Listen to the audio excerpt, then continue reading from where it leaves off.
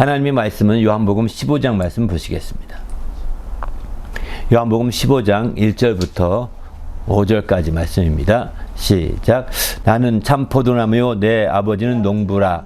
무릇 내게 붙어 있어 열매를 맺지 아니하는 가지는 아버지께서 그것을 제거해 버리시고 무릇 열매를 맺는 가지는 더 열매를 맺게 하려 하여 그것을 깨끗하게 하시느니라. 너희는 내가 일러준 말로 이미 깨끗하여졌으니 내 안에 거하라. 나도 너희 안에 거하리라.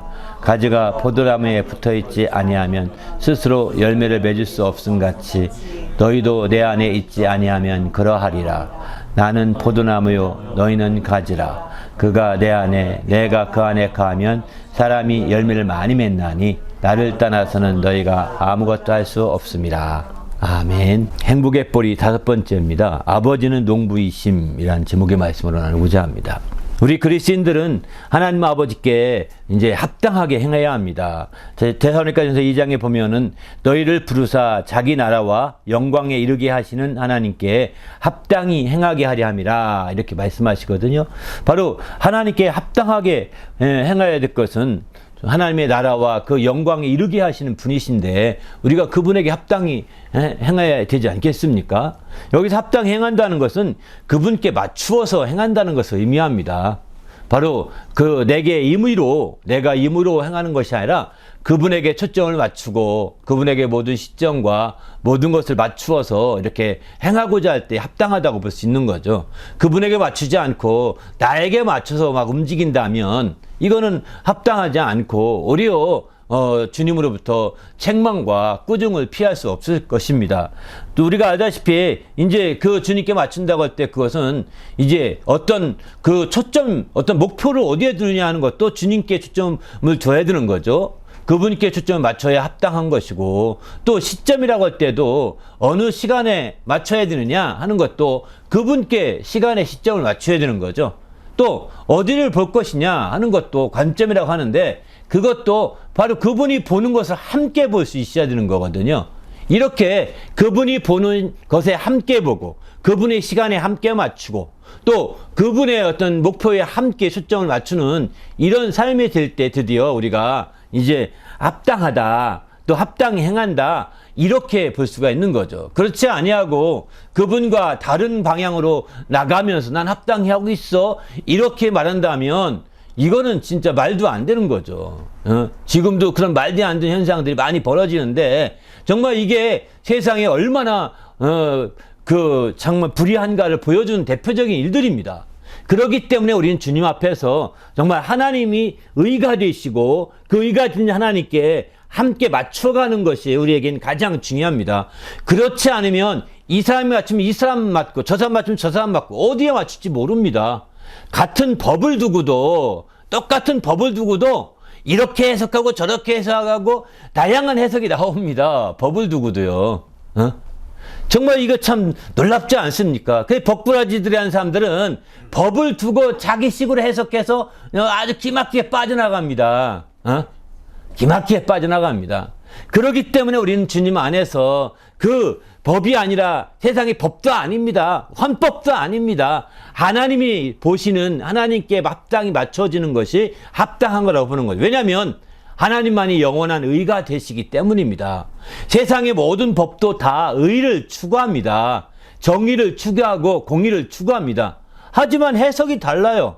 같은 문구를 두고 해석이 다르게 하고 이렇게 할 수 있고 저렇게 할 수 있고 이런 것들 때문에 이제 세상에 아주 혼란을 가져오게 되는 거죠.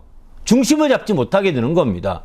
그러나 이제 영원한 의는 하나밖에 없거든요. 하나님만이 우리의 영원한 의가 되시기 때문에 그분께 초점을 맞출 때 우리는 혼란이 없이 중심을 제대로 잡을 수가 있는 거죠.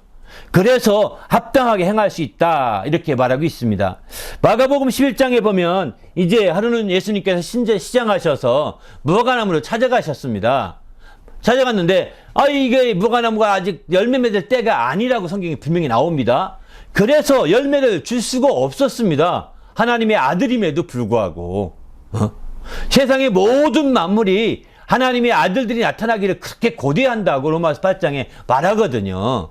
그런데 하나님의 아들들이라고 로마서 8장은 이렇게 표현하는데 실제 하나님의 아들이 오셨음에도 불구하고 이 만물 중에 이 무화과나무는 열매를 내놓지 못합니다. 때가 아니어서.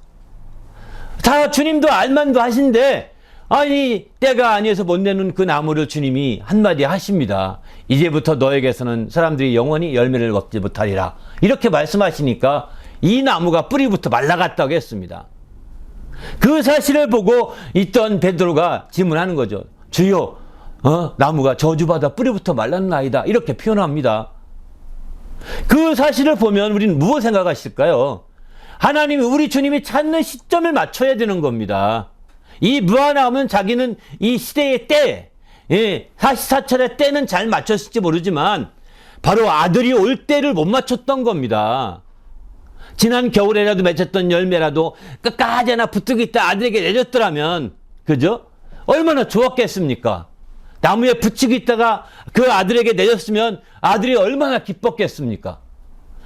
그런데 그렇게 아들을 맞이할 때를 못 맞췄던 거죠. 하나님의 진짜 아들이, 하나님의 참된 그 아들이 오심에도 불구하고 그에게 그의 시장함을 달랠 수 있는 그 열매 하나를 못 드렸으니 이제 그 실망한, 정말 내가 저 나무를 짓기에 아들이 그 나무를 지을 때는 자기를 위해 지었다고 했는데, 그로 말미암고 그를 위하여 지었다고 했는데 그 나무가 바로 아들에게 하나 쓸모가 없으니 어찌하겠습니까? 이제는 사람들이 너에게서 열매를 구하지 아니하리라. 이렇게 점잖게 말씀하셨지만 사실은 그 나무는 쓸모가 없노라 하는 것과 똑같은 거거든요.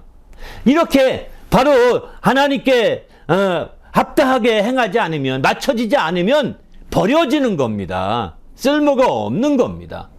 그래서 우리는 주님 안에서 정말 우리가 하나님에 대한 이런 부분을 중심을 놓친다고 한다면 우리는 어리석은 자가 되고 많은 거거든요. 이렇게 되지 않도록 정말 부탁을 드립니다. 할렐루야. 오늘은 이제 하나님을 농부라 이렇게 비유로 말씀하십니다. 제목도 아버지는 농부이심이라고 표현했죠. 이것은 예수님이 말씀하신 말씀입니다. 나는 포도나무라고 한다면 아버지는 농부시다. 이렇게 얘기하셨기 때문에 아버지를 이해할 때 농부라고 하는 것을 이해함으로 아버지의 마음과 아버지의 생각과 아버지의 삶의 자세를, 아버지의 그런 모든 것들 정체성을 알아가는 데 큰 도움이 되는 거죠. 농부의 심정을 모르고 농부의 마음을 모르고 농부의 자세를 갖지 않으라고 농부에 대해서 좀 더 깊이 있게 생각지 않으면 아버지, 농부이신 아버지를 알기는 어려울 것입니다. 그리고 그분에게 행복의 뿌리를 제대로 내려가기 어려울 수밖에 없는 거죠. 그래서 농부이신 아버지라고 하셨던, 왜 그렇게 하셨을까? 우리가 한번 진지하게 생각할 필요가 있는 거죠. 이런 의미에서 볼 때, 그런 의미에서 볼 때 농부가 가장 농부이신 아버지에게 가장 합당하게 행하려면 어떤 것일까요? 그것은 다른 것이 아닙니다. 농부에게 가장 합당하게, 농부이신 아버지께 가장 합당하게 행한다고 한다면, 거기에 농부에게 초점을 맞춘다고 한다면 그것은 열매 맺는 것입니다. 곡식을 알곡을 맺어서 농부에게 드릴 수 있어야 하는 것입니다. 성경 말씀 몇 군데만 본다면 디모데후서 2장 6절에 보면 수고하는 농부가 곡식을 먼저 받지 않겠느냐, 받는 것이 마땅하다 이렇게 말씀하거든요. 농부가 곡식을 얻는 게 마땅한 겁니다. 농부는 곡식에 초점이 있는 거거든요. 우리가 그래서 곡식에 우리도 함께 초점을 두고 생각해 봐야 되는 거죠. 또 곡식이라고 하니까 또 오늘 본문에서는 열매라고 표현하고 있죠. 이 나무의 열매로, 이렇게 농부에게는 열매에 관심이 있는 겁니다. 요즘에 농업하면 이제 이런 열매나 곡식 이렇게 가꾸는 거 외에도 또 다른 다양한 열매나 곡식이 아니라 어떤 나무를 키운다든가 아니면 관용식물을 다양한 어떤 식물을 키우는 농업도 많이 있습니다. 요즘에는 야채만 키워 파는 농업도 있고요. 분화가 돼가지고 다양한 농업이 있지만 이 성경 시대만 하더라도 농업이라고 할 때는 그저 곡식을 키워서 먹고 또 거기서 자라서 추수해 먹고 나무를 키워서 거기서 열매 따먹고 하는 게 주였다고요. 또 그때만 하더라도 양을 키우고 소를 키워서 먹는 것도, 가축화돼서 먹는 것도, 이것도 다 일종의 이제 그것도 농업의 한 부분이었습니다. 이게 오늘날은 목축업으로 별도로 이렇게 분화가 됐잖아요. 그런데 그것도 옛날에는 함께 다 농업이라고 이제 성경 시대만 하더라도 다 그렇게 종합적으로 보게 되는 것이죠. 그런 그때 그런 것들을 주관하는 농부를 생각해 보게 되는 겁니다. 바로 뿐만 아니라 이제 이런 농부에게 꼭 필요한 것이 뭐냐? 바로 야고보서 5장 7절에 보게 되면은 바로 길이 참으라 보라 농부가 땅에서 나는 귀한 열매를 바라고 길이 참아서 이른 비와 늦은 비를 기다리나니 이렇게 말씀하거든요. 농부의 마음 가운데 길이 참는 마음이 있어야 되는 거죠. 봄에 심어놓고 또 여름에 거두려고 하면 안 되는 거거든요. 물론 봄에 심어서 여름에 거두는 것도 없잖아 있습니다만 대부분은 여름에 거두려고 한다면 지난 가을에 심는 거거든요. 해가 겨울이 오기 전에 심어서 봄에 자라가지고 봄에 거두거나 여름에 거두게 되죠. 그러나 대부분이 봄에 심는 건 또 가을에 거두게 됩니다. 금방 심었다가 금방 거두지 못한다는 거예요. 그러기까지 길이 참아야 된다는 거. 농부로서는 이런 길이 참는 그런 심성이 있어야 되는 거죠. 그런 마음이 없다면 안 되는 거예요. 또 하나의 농부는 잠언 10장 23절에 보면 내 양떼의 형편을 부지런히 살피며 내 소떼에게 마음을 두라 이렇게 말씀합니다. 바로 농부에게 또 다른 마음은 부지런한 마음인 거죠. 성실한 마음인 겁니다. 바로 내 양떼에 부지런히 살피고 성실하게 도라는 겁니다. 이렇게 할 때에 농부로서 키워나갈 수 있는 거죠. 이렇게 했던 대표적인 농부가 이삭입니다. 이삭은 우리가 알다시피 창세기 26장 12절 보게 되면은 이삭은 이제 그 땅에 농사하며 그 해에 100배에 얻었고 하나님께서 복을 주심으로 이제 그 사람들이 창대해서 왕성하고 다 마침내 거부가 되었다라고 26장 12절 13절 이렇게 말합니다. 거부가 되었다는 거예요. 급번 14절 보게 되면 양과 소도 때를 이루고 심이 많았다고 이렇게 말합니다. 농부로서 이렇게 많은 곡식 100배나 거두고 또 거부가 되고 양과 소도 때를 이루고서 심이 많았다 이렇게 말하거든요. 이게 다 농부의 일이거든요. 이렇게 하려면 이제 성실함으로 양떼를 돌아보는 마음이 필요하고요. 또 밭에 키워서 그 추수하기까지 길이 참는 인내력이 요구되는 것이죠. 이 농부의 대표적인 마음입니다. 이런 마음들이 뒷받침될 때 마침내 귀하게 그 모든 심었던 것을 그대로 거둘 수 있는 거죠. 특별히 농부에게 있어서 가장 적용되는 원칙이 심은 대로 거둔다는 것입니다. 심은 대로 심어서 심지 않은 대로 거두는 것은요, 이건 어리석은 것입니다. 어떤 한 달란트 받은 사람이 주인에게 찾아와서 말하죠. 한 달란트 꽁꽁 싸줬던 걸 내놓으면서 당신은 심지 않은 데 거둔 줄 알았습니다. 그래서 내가 이렇게 당신이 준 걸 맡았다 그대로 갖고 왔습니다. 이렇게 말했을 때 그에게 주인이 말하잖아요. 어리석은 사람아, 내가 심지 않은 데 거둔 아느냐? 이건 어리석다는 거예요. 심지 않은 데 거두는 것은 어리석은 겁니다. 어리석은 사람인 거예요. 바로 심은 데서 거두는 게 농부의 가장 원칙이거든요. 물론 심은 대로 거두지도 못하기도 합니다. 왜 그럴까요? 땅이 저주를 받으면 그렇다고 했습니다. 가인도 농사를 지었다고 창세기 4장에 이렇게 말하는데, 가인도. 근데 가인이 그 아벨을 쳐서 피 흘려서 아우를 죽였습니다. 이렇게 됐더니 땅이 저주를 받아서 밭을 갈아도 효력을 내지 못하게 했다는 것입니다. 그래서 이제 그는 그 효력이 안 나니까 어떻게 하겠습니까? 그 땅을 피해서 다른 데 가면 혹시 괜찮을까? 해서 유리하고 피하여 나가는 겁니다. 이렇게 되듯이 마치 똑같은 것이죠. 우리가 이제 심지 않은 데 거두는 것이, 심은 데서 거두어야 되는데 심고도 못 거둔다고 한다면 정말 내가 혹시 저주받은 부분이 나 때문에 이 땅이 저주받은 것은 아닌가 돌이켜봐야 되는 거죠. 회개하고 돌이켜보면서 나 때문에 내가 잘못함으로, 내가 범죄함으로, 내가 주 앞에 불의함으로 정말 내가 속한 이 땅도 저주받아서 땅을 갈아도 그 곡식이 나오지 않아요. 심어도 제대로 효력을 내지 못해요. 심각한 거죠. 그러면 떠돌이 생활할 수밖에 없다는 거예요. 정착할 수가 없다는 겁니다. 그렇기 때문에 우리는 주님 안에서 이제 우리가 심은 대로 거두는 이런 역사를 바라보고, 이런 농업을 좋아했던 사람 중에 대표적인 사람이 우시아입니다. 우시아 이스라엘의 왕 가운데 우시아가 있는데, 이 남쪽 유다에서 이제 다윗왕과 같이 아주 훌륭한 왕으로 뽑는 3대 왕으로 우시아와 다음에 히스기야가 또 있거든요. 근데 이 우시아 왕 때 그는 하나님 앞에 정직히 행하였다고 말합니다. 그가 이렇게 정직하게 하나님 앞에 행하게 되었던 것은 그는 농사를 좋아하였다라고 이렇게 역대하 26장 10절에 이렇게 말씀하고 있습니다. 그는 농사를 좋아함이었더라. 이렇게 실제 이렇게 표현합니다. 그는 물웅덩이를 많이 파고 고원과 평지에 가축을 많이 길렀으며 여러 산과 좋은 밭에 농부와 포도원을 다스리는 자들을 두었으니 농사를 좋아함이었더라. 이렇게 말하거든요. 왕은 이런 농사 이런 게 그렇게 관심을 안 둡니다. 그런데 그는 농사를 지어보면서 이렇게 정직하게 하나님 앞에서 심은 대로 거둔 사실을 그가 깨닫게 된 것. 이것은 일종의 자연계시 같은 것입니다. 자연계시라는 것은 만물 가운데 하나님의 신성이 들어있어서 거기서 하나님의 하나님의 지혜를 얻게 되는 거거든요.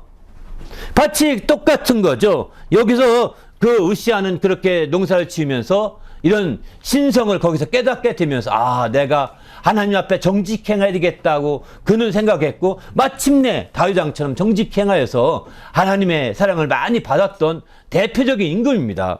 그런데 이런 외에 노아도 농사를 시작하였다 이런 표현도 나오고요. 이렇게 네 사람 외에 농사와 관계되어 말하는 사람 별로 없습니다.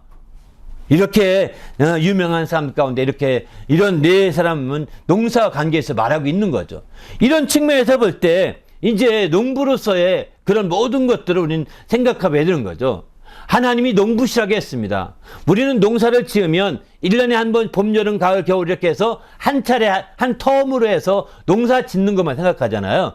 그런데 하나님은 한 텀이 1년이 아닙니다. 때로는 그 텀이 수십 년이 될 수도 있고요. 또 때로는 그 텀이 수백 년이 될 수도 있는 겁니다. 수십 년이 된 경우가 있는데 대표적으로 어디냐? 아까 우리 찬양했죠? 눈물을 흘리며 씨를 뿌린 자는 기쁨으로 단을 거둔다고 시편 126편에 이렇게 말하거든요. 116편 6절에 보면 울며 씨를 뿌려 나가는 자는 반드시 기쁨으로 그 곡식단을 가지고 돌아오리라. 이게 추수할 것을 말하는데 이 말씀이 어디에 배경을 두고 했냐면 이스라엘 백성들이 바빌론에서 포로로 귀환하는 것을 그 배경으로 한 말씀입니다. 그래서 116편 1절에 보면 이렇게 말씀합니다. 여호와께서 시온의 포로를 돌려 보내실 때에 우리는 꿈꾸는 것 같았다. 이렇게 말씀하죠. 그때에 우리 입에는 웃음이 가득하고 우리 혀에는 찬양이 찼었다. 그때에 문나라 가운데서 말하기를 여호와께서 그들을 위하여 큰 일을 행하셨다. 이렇게 하였다는 겁니다. 그래서 126편 3절에 보면 여호와께서 우리를 위하여 큰 일을 행하셨으니 우리는 기쁘도다. 이렇게 하며 감탄하고 있습니다. 그러면서 아직 돌아오지 못한 자들의 기도도 합니다. 116편 4절에 여호와여 우리의 포로를 남방 시내들 같이 돌아오게 돌려보내셔서 이렇게 얘기했습니다. 그러면서 말하기를 5절에 4절 기도한 거고 5절에 눈물을 흘리며 씨를 뿌린 자는 기쁨으로 거두리로다 이렇게 말하죠. 그러니까 170년 만에 돌아오게 된 거죠. 이들이. 그러니까 이들의 추수는 70년 만에 거둔 겁니다. 하루아침에 지금 뚝딱 되는 게 아니라는 거죠. 한 세대가 지나고 두 세대가 지나서 돌아오게 되는 거 아니겠습니까? 두 세대가 지나서. 이렇게 대표적으로 눈물 흘리며 기도했던 대표적인 사람이 다니엘이죠. 다니엘은 어려서 잡혀갔습니다. 그가. 어려서 잡혀가서 나이 늙어서 이제 있으면서 이 70년 가까운 사실을 알고서 기도하게 되지 않습니까? 동편, 서편문을 열어서 13일 동안 계속해서 기도하잖아요. 그 외에도 무명의 기도자들이 굉장히 많았을 겁니다. 그들이 눈물로 씨를 뿌렸기 때문에 마침내 기쁨으로 그들이 돌아오는 단을 거두어 돌아오듯이 많은 이스라엘 백성들이 또 돌아올 수 있는 길이 열리게 됐던 거죠. 이렇게 70년 만에 수십 년 만에 이렇게 된다는 겁니다. 또 수백 년 만에 된 것도 있습니다. 그건 뭘까요? 이스라엘 백성들이 출애굽한 사건이 수백 년 만에 이루어진 거거든요. 야곱이 정말 그 요셉이 맨 처음에 애굽으로 들어가고 그 다음에 야곱 그 아버지를 다 초빙해서 가지 않습니까? 그렇게 요셉이 들어간 다음에 400년 만에 그들이 나오게 되는 거거든요. 그러니 생각을 해보십시오. 이제 그 400년 동안에 추스린다는 생각한다면 이루 말할 수 없는, 이거는 한 민족이 되어 나오지 않습니까? 그 곡식단이 얼마나 크든지 한 민족이 되어서 나와서 가나안 땅에 정착하는 이와 같은 일까지 이루어지거든요. 우리가 세상에도 그렇게 말합니다. 농사를 잘 지으려면 1년 계획을 잘 짜야 된다고 합니다. 1년이. 그러나 나무를 잘 심어서 나무에게서 유익을 얻으려면 10년 단위의 계획을 잘 짜야 된다고 합니다. 수십 년의 계획을. 적어도 30년의 계획을 10년 단위고, 그 다음에 교육을 세워서 잘 열매를 따먹으려면 100년 대계라고 합니다. 10배가 더 필요한 거죠. 그만큼 우리의 계획도 그냥 계획만 짜면 되는 게 아니라는 겁니다. 그저 정말 진작에 눈물로 씨를 뿌리면서 정말 울면서 씨를 뿌리고 이렇게 해서 기도하면서 마치 기도를 뿌리면서 계속해서 해서 드디어 수십 년 만에 거둘 수도 있고 수백 년 만에 거둘 수 있는 거죠. 그냥 있으나 마나한 존재는 무의미하지 않습니까? 우리가 이 귀한 땅에 우리가 태어났다는 건 복이에요. 이 땅에 하나님의 아들이 이 땅에 오셨던 땅에 우리가 태어나서 두 발을 짚고 이렇게 살 수 있다는 것은요, 굉장히 큰 축복입니다. 아무나에게 주어진 것이 아닙니다. 너도 다 사니까 다 그 축복을 아느냐? 모릅니다. 모르기 때문에 하나님의 뜻대로 살려고 하지 않는 겁니다. 자기 멋대로 살려고 하는 거죠. 그런 사람들, 자기 멋대로 살아가는 사람들 공통점이 뭔지 아십니까? 인생이 허무하다, 재미없다, 아유, 인생이 무상하다, 이렇게들 말합니다. 공허하다고 말합니다. 왜 그럴까요? 하나님의 뜻이 펼쳐서 창조되었는데 그 창조 이전으로 올라가 버린 거예요. 이 사람들이 다. 그거 다 무시하니까. 하나님의 뜻을 따라 창조한 것을 안 믿어요. 이 사람들은 죽어도. 그러니까 창조되기 전에 모습이 어떤지 아십니까? 바로 천지가 다 공허했다고 말합니다. 혼돈하고 공허하고 어둠이 가득했었다라고 창세기 1장 2절에 이렇게 말합니다. 그래서 하나님의 창조하심을 믿지 아니하고 하나님의 뜻대로 살려고 하지 않은 사람들의 공통점은 먼저 혼돈을 가져옵니다. 이 땅에 참 재미가 없다, 혼란스럽게 느껴지는 거죠. 그 다음에 공허함에 빠지게 됩니다. 그 다음에 캄캄해집니다. 흑암에 가득하니까요. 이런 삶을 불신자들은 자기 말로 시인하면서도 살고 있다고요. 그냥 스스로 끊지 못하고 살고 있는 겁니다. 그러나 우리는 하나님이 이 땅에 우리를 지었고 또 이 땅에 그분이 오셨던 땅에 두 발을 딛고 살 수 있도록 길을 열어주셨다는 것이 하나님을 아는 사람에게는 엄청난 큰 축복이라는 것을 알게 됩니다. 그래서 우리에게 주어진 시간을 놓치지 않으려고 몸부림치는 거거든요. 왜냐하면 행한 대로 갚아주시기 때문입니다. 심은 대로 거두기 때문입니다. 이게 농사의 법칙이잖아요. 하나님이 농부로서 법칙이에요. 행한 대로 갚아주고 심은 대로 거두고 일한 대로 또 갚아주는 거, 이게 다 정말 법칙이에요. 이 정직함이 그대로 드러나는 겁니다. 그래서 바로 농부들은요, 이런 정직합니다. 순박합니다. 그런데 이런 농부들을 정말 아무것도 모르고 이렇게 순진하게 사는 농부들을 등쳐먹는 사람 있잖아요. 이런 사람들은 정말 아주 숭악한 사람이라고 표현하죠. 그들은 등쳐먹으면서 다 이제 막 홀딱 빼먹습니다. 그러니 다 요즘 시대가 다 그렇다고는 말하지만 그게요, 성경적인 삶은 아닙니다. 그런 삶에 대해서 하나님은 반드시 갚으실 것입니다. 행한 대로요. 그들이 심은 대로, 숭악한 사람이 심은 대로 갚으신다고요. 그래 우리는 농부이신 우리 하나님이 우리 아버지시니까 그의 마음을 가지고 우리도 정직하게 이제 심은 대로 거두고 행한 대로 갚아주시고 또 일한 대로 갚아주시는 그런 원칙을 따라 사는 것이 오늘날 우리 믿는 크리스찬들의 삶의 방향이지 않겠는가, 이런 생각을 해봅니다. 바로 농부이신 우리 아버지를 알 때 그런 삶이 꼭 필요하다는 걸 더 알 수밖에 없는 거죠. 농부이신 우리 아버지를 우리가 모르고 등한히 여긴다면 그런 삶이 뭐 필요하겠어 하고 우물우물 넘길 수도 있거든요. 그러나 그것은 지혜가 아닙니다. 정말 그러기 때문에 주님 앞에서 깨어 있어야 되는 거죠. 이처럼 우리 사람이 농사를 짓는 농사와 하나님이 짓는 농사와 차이가 있는 거예요. 사람은 1년에 한 번씩 또박또박 거두고, 아이, 올해 안 되면 내년이 잘 되면 되지, 또 내년이 잘 되면 되지, 이렇게 한 해 한 해 이렇게 갈지 모르겠지만, 아닙니다. 물론 그렇게 연장되어서 할 수도 있긴 하겠지만, 일부분은. 그러나 하나님의 농사 짓는 방법과 사람의 농사 짓는 방법을 우리는 잘 분별해 보셔야 합니다. 한 가지 한번 생각해 볼까요? 이제 요한복음 4장에 보면 이런 말씀합니다. 너희는 넉 달이 지나야 추수할 때가 이르겠다 하지 아니하였느냐? 그러나 나는 너희에게 이르노니 너희 눈을 들어 밭을 보라. 휘어져 추수하게 되었도다. 이렇게 말씀하거든요. 바로 사람들은 그 시간에 따라 사시사철의 시간에 따라서 넉 달이 지나야 추수한다는 거예요. 그러니까 지금 시점은 어때? 가을에 추수한다면 아니 이제 늦봄이나 초여름쯤 되는 것이죠. 아니 초봄이나 초여름이나 늦봄에 추수한다고 누가 감히 이 땅에 생각하겠어요? 넉 달이 지나 전에.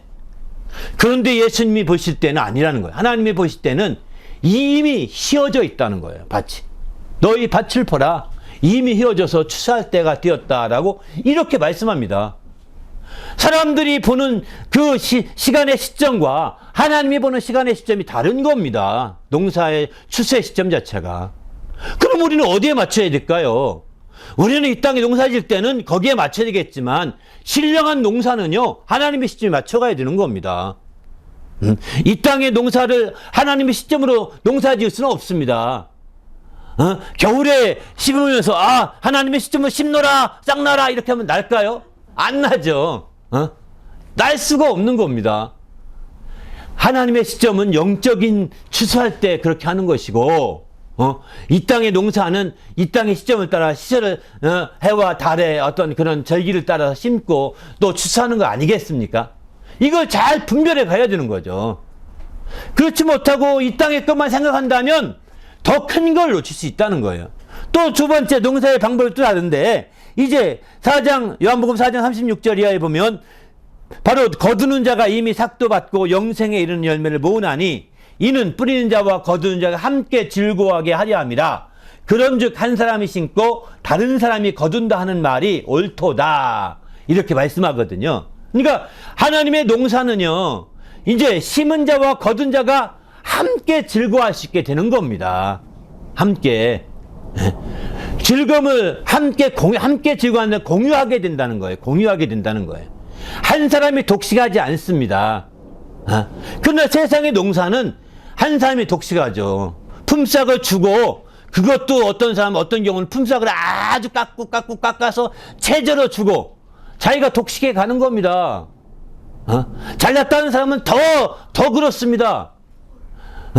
그러나 최저의 품삯을 받고서 함께 즐거워할 수 있겠어요? 겨우 밥 세 끼 먹고 사는 법금 거두면서 함께 공유하는 즐거움을 가질 수 있겠습니까? 못 가져요. 만일 오늘 성경적인 농사법을 따라 한다면 정말 그 최저 생계비가 아니라 정말 10만 원이 최저 생계비를 한다면 이제 20만 원을 줘보십시오. 갑자기 왜 20만 원 주지 하고서 진짜 즐겁지 않겠습니까? 그러면 아마 그 주인은 그만큼 이득이 떨어질 것입니다. 그래도 그 주인은 남는 게 있어서 즐거워할 수 있고요. 함께 즐거워할 수 있게 되는데 사실 그렇게 하는 사람이 많지 않습니다. 영적인 농사를 지을 때는 그런 방향이 필요하다는 거죠. 영적 예수 믿고 난 사장이 장로네, 사장이 목사네, 사장이 집사네 이렇게 하면서도 그렇게 하는 걸 보면 사실은 사꾼의 삭을 떼먹으려고 막 억지로 하는 걸 보면 안타깝더라고요. 그리고 그 사람들은 그거 갖다 어디에 쓰는지 아십니까? 시컷 세상에 쓰는 거죠. 이거는 함께 하나님의 농사법이 아닙니다. 우리가 하나님의 사람이라면 하나님의 농사법을 가지고 내가 많은 것을 모아서 창고에 쌓아두지 못한다 하더라도 미리 창고에 쌓아놓은 다음에 섬기지를 하지 말고 미리미리 섬기라는 겁니다. 미리미리 공유하고 나누라는 것입니다. 그럴 때에 이제 미리 불의한 재물이라고 그러잖아요. 그걸 나누면 하나님께서 예비하신다고 그러지 않습니까? 그만큼 우리는 하나님께서 역사하시는 모든 것들을 우리가 보게 되는 거죠. 우리도 주님 안에서 정말 하나님 말씀을 따라서 이렇게 농사를 새롭게 접근해 보시길 바랍니다. 세상에 독식하는 농사법이 아니라 정말 함께 나누는, 공유해 가는 이런 농사법이 마지막 시대에 정말 영적인 농사에서는 필요하다고 생각합니다. 교회도 마찬가지입니다. 교회에서 목사님들이, 사실 큰 교회 가면 목사님들이 많이 계시죠. 저도 부목사도 해봤지만은 사실은 그 대부분이 전사들 최저 생계비도 못 받습니다. 여기서도 마찬가지입니다. 여기서도. 그러면 그 교회가 돈이 없느냐? 없는 게 아닙니다. 있음에도 불구하고 최저 왜 그렇게 주냐 했더니 물어보니까 훈련 받는 거래요. 훈련.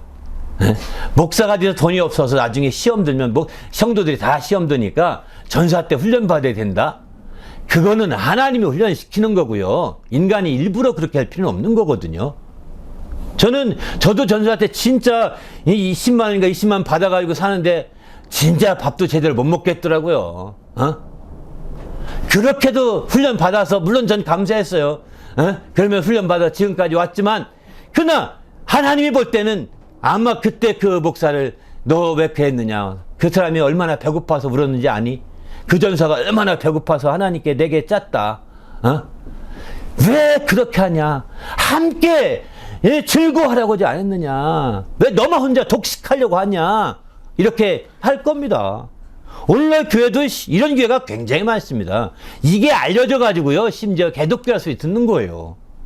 안타까울 뿐이죠. 또 세 번째는 그 요한복음 4장 38절 보게 되면, 내가 너희로 노력하지 않은 것을 거두러 보내었노니 다른 사람들은 노력하였고 너희는 그들이 다 노력한 것에 참여하였다.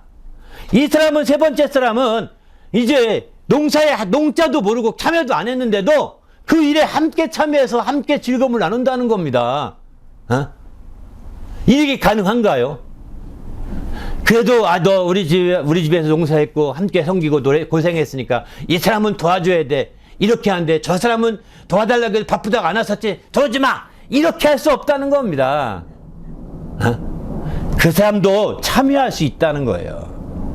그러니까 우리가 인간적으로 해서 안 된다는 것을 보여주고 있는 거죠. 그 농사 지어서 함께 참여하게 할 때 정말 제3자를 하더라도, 농사와 상관없는 제3자를 하더라도 함께 이제 그들이 와서 그 거두는 일에 얼마큼 도와는지 모르지만 함께 할 수 있다는 거죠. 왜 마지막 숟가락 얹으려고 그래? 이렇게 하는 경향이 있지 않습니까? 마지막 추수할 때 와가지고 또 한 가닥 걸어주고서 추수 도와줬으니까 이렇게 숟가락 얹는다는 말을 쓰더라고요. 이거는요 아닙니다. 트럼프 대통령이 하는 것은요 성경적인 방법이 아닙니다. 왜 남의 무임승차 하려고 하고, 왜 이렇게 숟가락 얹으려고 하고, 이렇게 하는 식으로 막 그 방위비 올려라 막 동서남북에 외치잖아요. 크리스찬의 국가로서 그렇게 해서는 안 되는 겁니다. 크리스찬으로서는 이것은 정상적이 아닙니다. 정말 우리가 함께 나눌 수 있고 함께 참여할 수 있는 길을 열어놓는 것이 영적인 추수 방법이지, 농사의 방법이지, 그렇게 인간적으로 시시콜콜 따져서 이렇게 하는 것은, 계산적인 것은 하나님의 농사에서는 실패할 수밖에 없습니다. 세상의 농사에서는 조금 이익을 볼 수는 있을 것입니다. 계산적일 때는. 여러분도 계산적이 살아보십시오. 이해사선적으로 살아보십시오. 조금은 이익이 되겠지만 소탐대실입니다. 작은 것을 탐하다가 아주 큰 것을 놓쳐버리는 어처구니 없는 역사가 그에게 비춰지고 말 것입니다. 이런 삶이 안 되도록 우리가 깨어 있어야 되겠다는 거죠. 어쨌든 우리는 이 세상의 농사를 빗대어서 이제 하나님의 농사를 잘 이해하시는 성도가 되시길 부탁드립니다. 할렐루야. 그럴 때에 우리가 농부이신 아버지께 행복의 뿌리를 내릴 수가 있는 것이고, 그것을 잘 이해해야 그 뿌리가 견고하게 내릴 수 있게 되고, 그리고 그 뿌리로부터 행복의 열매를 맺어갈 수 있지 않겠습니까? 그때 맺은 행복의 열매는 어떤 열매일까요? 그런 열매에는 농부이신 아버지께서 정직하시고 심은 대로 거두심을 통해서 배웠던 그 정직함이 열매가 나타나게 되겠죠. 또 농부이신 그분이 오래 참으심으로 결실하게 되는데, 이 귀한 열매를 거두게 되는데 오래 참음에 그런 축복을 함께 누릴 수 있게 되겠죠. 행복을. 또 나가서는 그 농부로서 부지런히 양떼를 살피고 형편을 살피게 되고 성실함을 살피게 되는데 이런 성실함의 부지런함의 축복을 함께 누릴 수 있다는 것이죠. 그래서 성경에 보게 되면 이제 정직한 자는 하나님의 얼굴을 버린다 이렇게 말씀합니다. 또 정직한 자는 모든 하나님이 그에게 기쁨을 주고 모든 좋은 것으로 아끼지 아니하신다 이렇게 말씀하시거든요. 이런 것들이 다 이제 행복의 열매를 맺지 않을까요? 인내함의 그런 행복의 열매 가운데 보게 되면 인내함으로 결실한다, 열매를 맺어간다고 했습니다. 너 인내를 온전히 이루라, 너희로 온전히 구비하여 조금도 부족함이 없게 하라 함이라 이렇게 말하거든요. 인내를 이루게 되면 조금도 부족함이 없는 행복의 열매가 맺을 수 있다는 거죠. 또 성실함으로 하면 어떨까요? 성실함으로 하면 이제 너희가 비록 가난하여도 성실하게 행하는 자는 부유하거니와 이렇게 표현합니다. 또 이제 성실하게 행하는 자 복이 있고 성실하게 행하는 그에게 구원을 받을 것이다 라고 이렇게 이제 잠언에서 이런 말씀을 합니다. 이런 몇 가지 말씀은 봐도 더 많습니다. 많아요. 주보 뒷면에는 정직함에 대해서만 이렇게 모아놨습니다. 바로 이런 놀라운 축복이 농부이신 우리 아버지께 바로 행복의 뿌리를 내릴 경우에 맺어질 수 있는 놀라운 축복들이라는 거죠. 이런 행복들이라는 것입니다. 이런 모든 행복이 농부이신 우리 아버지를 깊이 알고 또 이제 거기에 행복의 뿌리를 내려서 더 행복한 성도가 될 수 있기를 예수님의 이름으로 축원합니다. 할렐루야. 오늘 말씀 생각하며 기도할 때 내가 철저히 이런 말씀을 통해서 우리 심령이 행복한 심령이 되게 하시고 또 주 앞에 귀히 쓰일 수 있도록 인도해 달라고 간절히 합심해서 기도하겠습니다.